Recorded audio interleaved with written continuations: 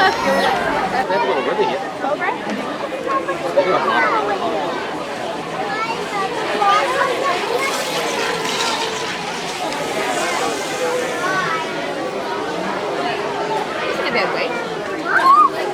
Headquarters of the Wildlife Conservation Society, we are dedicated to saving wildlife and wild places around the world.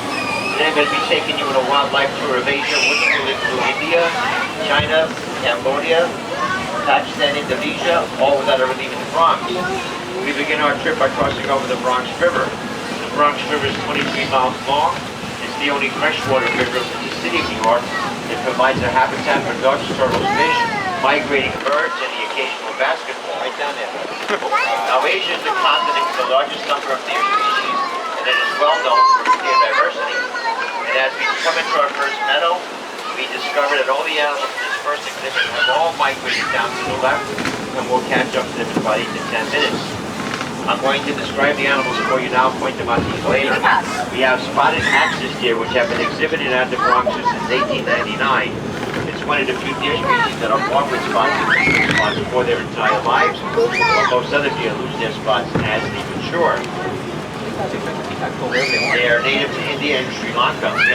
Large honey-colored Barasiga deer, which is native to India. In the Hindi language, the word Barasiga means 12 kind, because the males can have 12 to 14 points in their antlers. And last but not least, the black buck antelope, which is the smallest antelope in Asia, stands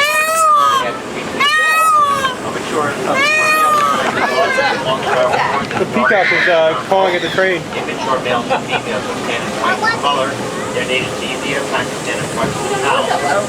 And we'll catch up to all these animals in about 8 to 10 minutes. In the meantime, the Luxford passing represents an important conservation story involving the Barasiga deer. In 1970, there were estimated to be only 66 of the Barasiga deer remaining in central India. But this population was saved by the cooperation of the local Indian community. Like the shacks you see here, there were many small farms using space in and around India's Kanha National Park. These people were coming into contact with the deer and the tigers that were also living there. Through cooperation with the Indian government, local communities agreed to relocate their villages. By moving, the farmers still had land to farm, but the tigers and their prey got more room to roam. Like the dinosaur and the dodo bird, we all know that a species that is extinct is lost to us forever. The next animals we're about to see were on the brink of extinction. In fact, the Mongolian wild horse is extinct in nature and can only be found in captivity. The Mongolian wild horse has a long and rich history, which is well entwined with our own human history. I think they're extinct now. The first accounts of Mongolian wild horses come from rock engravings, paintings, and even cave drawings that date back more than 20,000 years. And the first written accounts were from Tibet, sometime around 900 AD. But these horses remained largely unknown and unnamed to the Western world for many years.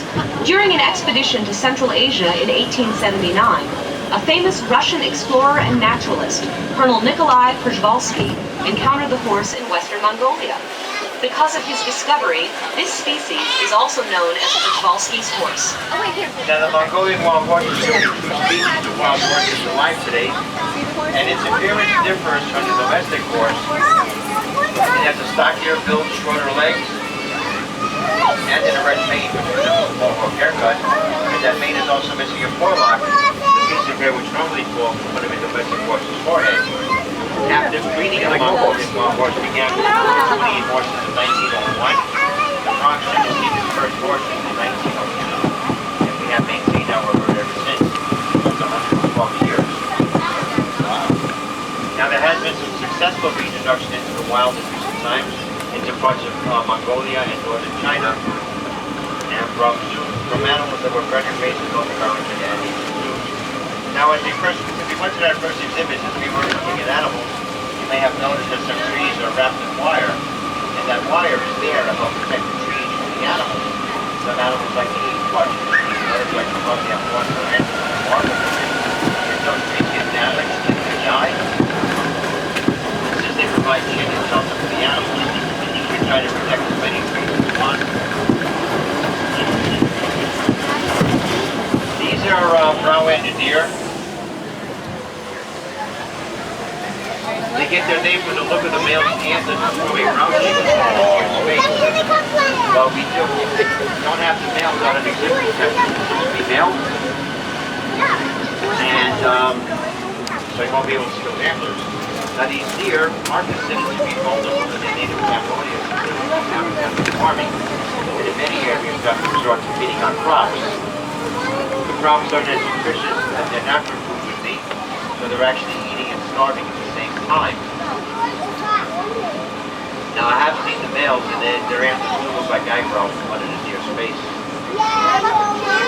Now if you take a look at the back fence, follow it all the way to the right, you can see the gaur, the world's largest wild cattle.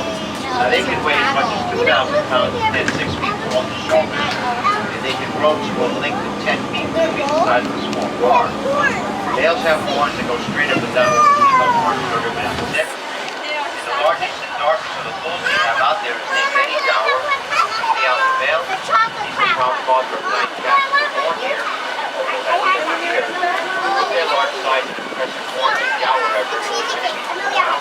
They can even defend themselves. They are bred to find the ones in habitat and by taking the habitat from the cattle. Now the rocks are participating in a program that helps these animals. And here's a little bit more information for you. Here at the zoo, we help gaur and brow antler deer and many other species by participating in cooperative zoo management programs called species survival plans. The name says it all. The plans aim to help these animals survive. Zoos across the country work together to maintain genetically diverse populations of rare and endangered species. See, did you forget that the Bronx Zoo is located in the Bronx River environment?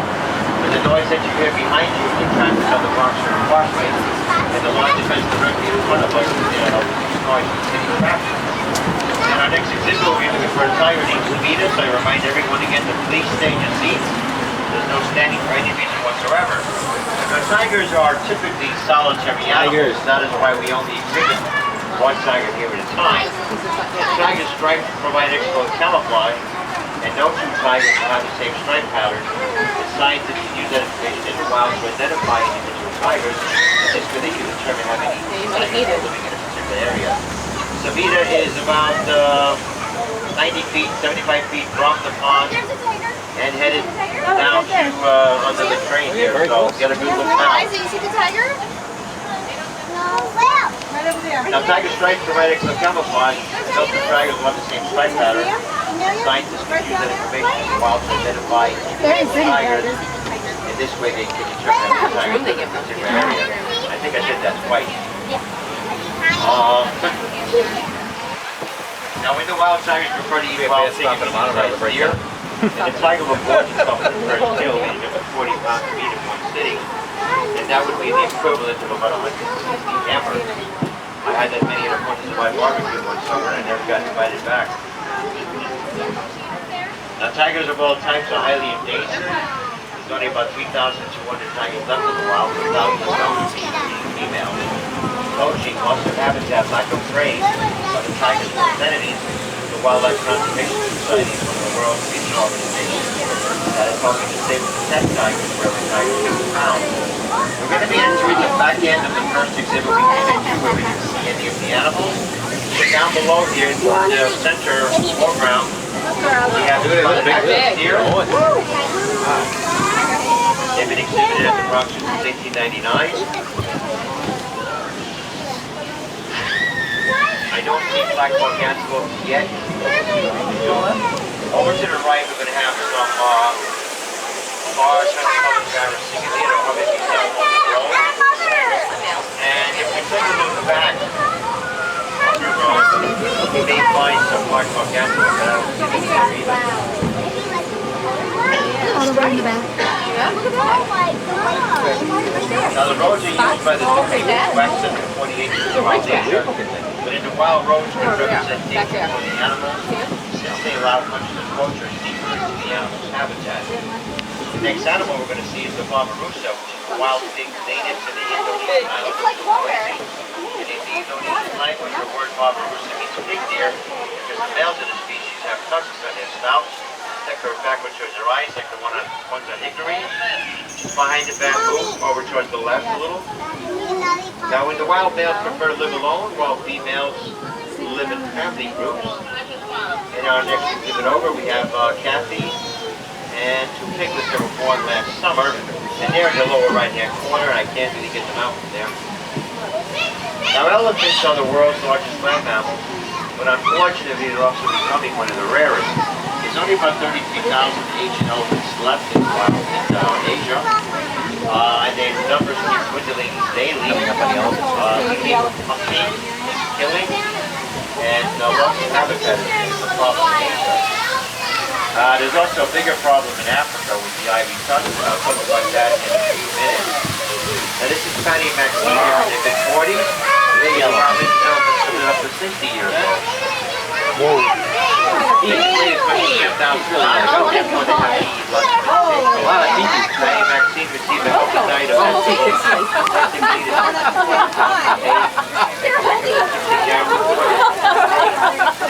and the elephant's trunk is in the water. It's like a kissing contest to see who goes longer. Finger like a finish at the end. Like you when I drink too much beer. The elephant will use like a hand. Wow. They can use that trunk to look down the tree. Elephant kissing Now I need contest. everybody back in their seats.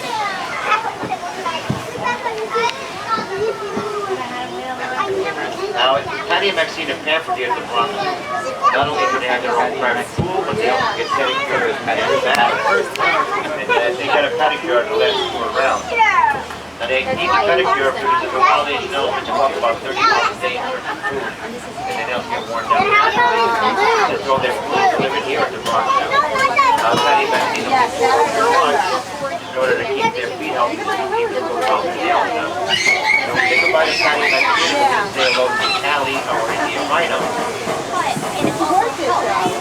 There's only about 2,000 Indian rhinos left in the wild in India and Nepal. And the Bronx Zoo recovers and captures. Everything went up a little bit. Currently captured 9 of the endangered species. Quite successful in keeping rhinos in captivity here. Several years ago, well, last year, back in the summer, now it's the third year. Talking about the Indian rhinos, still abolished the great Indian rhinos pregnant for 16 months. Imagine being pregnant for almost a year and a half to give birth to a baby that could weigh as much as 150 pounds. They weigh a lot. The baby stays with its mother for about 2 years, although it takes 6 months. Now, contrary to popular belief, rhinos are not armor-plated. They don't have a very thick skin. As a matter of fact, they have a thin layer of skin that has many folds. That skin is sensitive to sunlight and insect bites, and that is why often you find rhinos wallowing in mud, covered in mud, because the mud helps to protect their skin. Callie, wiggle your ears. Callie, wiggle your ears. Now, the fun call that Callie is in has been here since 1977, the year that wild Asian first opened. And over the years, the rhinos have changed this swallow to their liking. Now, even though rhinos are such large animals, they can still run at speeds of up to 30 miles an hour. That's not best for dogs on the road. The horn of a rhinoceros is very different from that of a goat or antelope. It is not attached to the skull. Rhino horn is made from compressed keratin fibers, the same material that is found in fingernails and hair. Although rhinos are a protected species, poaching still occurs. Rhinos are killed for their body parts, as some people believe that this horn has special medicinal powers. It is also used as an ingredient in some traditional Asian medicines, and the rhino horn is also prized in some cultures for making dagger handles. Now, in our next exhibit, we'll see more examples of deer species and antelopes that are found in Asia. As you first come in, there's going to be some Formosa singa deer to the left that have a circular fence. Formosa singa deer are native to the island of Taiwan, which is formerly known as Formosa. And there is a spotted deer that's often more visible in the summer, less visible in the winter when the cover is thicker. There'll be more deer on the other side of that circular fence. But over to the left, where the back side fence there, we have some hog deer. And they're called hog deer simply because they're short, not like a hog, and they prefer to fall rather than run and jump like a deer. run into some more hawk deer. Go on. Also in the exhibit we have the jaguar deer, which are the largest deer in Southern Asia. They can weigh as much as 650 pounds and then might be across the shoulders. Males and antlers can reach a length of 3 feet once they're fully grown. And as you may know, deer shed their antlers with the year and then they regrow them. These deer are large and chocolate brown in color. Now I think we might have some hawk deer along the fence here to the right. And also we're going to be looking for the nilgai antelope, which is the largest antelope in Asia. Also the fastest, they can reach speeds of up to 40 miles an hour. We have a male and female. The male has short horns, the female doesn't. They both have distinctive black and white stripes above their hooves that make them look like they're wearing socks. In the Hindi language, the word nilgai means blue gold, where males get a blue straight tinge to their coats once they mature. Now we're going to be crossing over a stream. I'm going to follow the stream all the way to the back and look at the left-hand corner. You'll see some sandbar deer. And over to the right of the stream at the back end of the right-hand corner, we have some more hawk deer. And over to the right, just before the BBC exhibit, way back in the line there, we have the 2 nilgai antelopes. Now on the other side of the double fence, we have China's puppy deer. China's puppy deer can be extremely elusive. They only weigh 40 pounds when they grow, and they have a dark brown coat. The back of the exhibit. They have a tuft of hair on top of their foreheads that hides their short antlers, male. That's how they get the name puppy deer. To show you how difficult it can be to spot, in the upper left-hand corner, there's one under the rocks. There's another one sitting on top of the rock. Now these deer have elongated canine teeth that produce their upper lip and tusks. And the Bronx Zoo is fortunate enough to be one of the only zoos in the world outside of China to exhibit China's puppy deer. Now you may think that deer are quiet animals, but in fact they're not. They make a variety of sounds. They can bark like a dog, whistle, and if they feel stressed or engaged, they can even growl. Now as we cross back over the Bronx River, we'll be at the highest point of 35 feet above the water. And the Wildlife Conservation Society knows how important it is to protect the Bronx River corridor and greenway. We want to make sure the river remains a healthy, reliable environment for both the animals and for us. Now the rugged, rocky terrain in our next exhibit is very well suited for the next 2 animals, which are both related to the wild goat. Down below here, to the kind of towards the left, and in front of that large rock, we have some Himalayan tar. They're native to the Himalayan mountains, the highest mountain in the world. This is the Himalayan tar over here, on the side of the rock. And we also have markhor. Starting with this one here, and going over to your right, markhor are native to northern Afghanistan and Pakistan. This is Pakistan's national animal. In the Persian language, the word markhor means snake eater. Because legend has it that the markhor ate a snake. That's where they have the spikes that fall in the spiral forest. Now both the male, both the markhor and the Himalayan tar and are very good climbers. They have never been able to jump away from the rock much like a silver hoop. And they're also very good jumpers. They can jump up to 400 feet from central position. Markhor can jump even higher than that. And that helps them go from one place to another when they're climbing the mountain. Now, just past this large V-shaped tree, notice the earth behind it. Climbing up to the top of the tree, we have Wayne, our red panda. People have been fascinated by the beautiful color of the red panda for many years. And in Nepal, the red panda is called Monorail, which roughly translates firefox. So the red panda was known to the Western world many years. I love their faces. Oh, there you go. And although the species are not closely related, they do share the same structural line of family. And the red pandas have neither. The red pandas are more closely related to skunks, raccoons, and weasels. We do have more red panda on exhibit in the Himalayan Highlands, and there you can also see one of Asia's big cats, snow leopard. We have more tigers in Tiger Mountain. I recommend that you visit the Congo gorilla forest. We have 2 baby gorillas that were born just a few months ago. On the Amazon plains, you can see 4 lion cubs, as well as a 7-foot baby giraffe. Now I have another red light back here. The train in front of me is still loading passengers. So please be holiday season on the way again shortly. Now, I promised you I would talk about elephants once again. Last year, the Bronx Zoo started an initiative called 96 Elephants. The significance of 96 is that that's the average number of African elephants that are killed on a daily basis, or their tusks. The initiative, 96 Elephants, its aim is to curtail killing of elephants for their tusks, the trafficking in ivory, and also to curtail the demand for ivory products. New York State is signing into that. They're signing a bill into law prohibiting the sale of ivory